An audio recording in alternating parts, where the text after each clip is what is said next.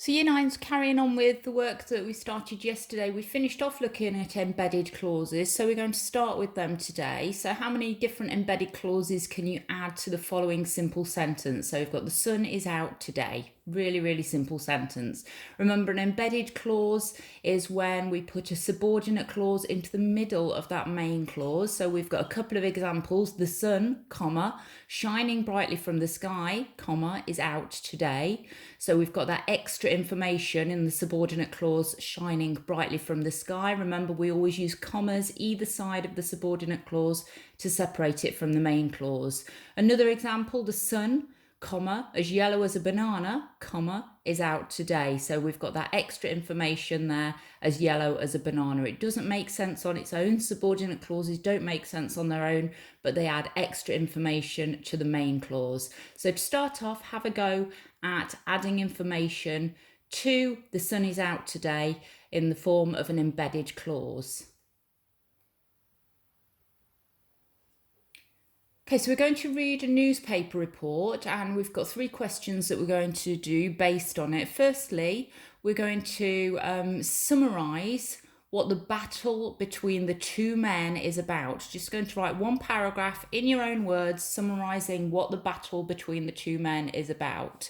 So here's the newspaper report. You'll need to pause it on here, read it through. We've got a word bank at the side so that you can understand those 2 words in red and the word that's in bold in black as well. So that should help you with your understanding.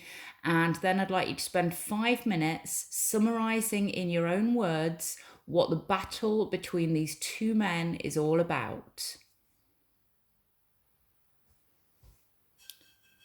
Okay, the next thing we're doing, based on that same newspaper report, look at what each man is quoted as saying.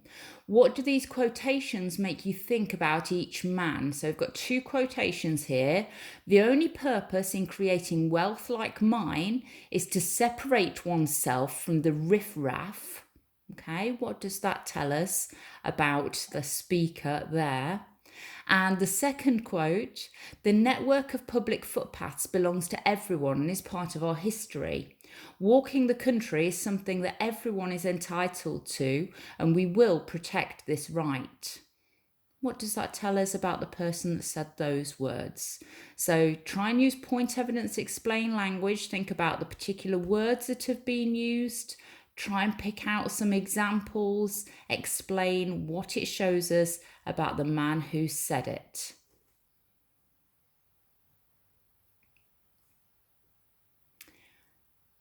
Still looking at language, I want you to focus on the language used in the whole article, not just in the quotes, but in the whole article, in the way that it's written. What does the writer think of each man?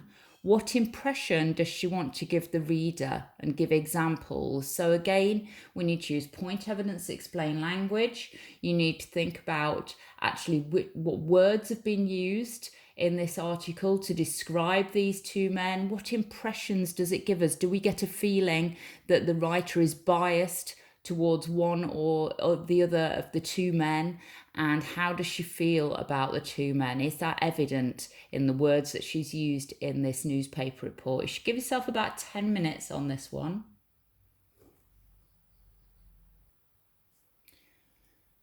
Okay, just to finish off today, a bit of a recap on adverbs. As you know, there are many ways to open a sentence. Using ly words is one of them. Not all adverbs end in ly, and not all words that end in ly are adverbs, but the majority are. So adverbs are words that describe how a verb is done. So quickly, she ran into the park. It's telling us how she ran. We could have slowly, she ran into the park, nervously, anxiously, cautiously. So they give us more information about how somebody is doing something. So, how many ly words can you think of to open a sentence? Pick 3 of these words and write a sentence starting with them. Remember your punctuation, okay? That's just to finish off today. Off you go. Well done.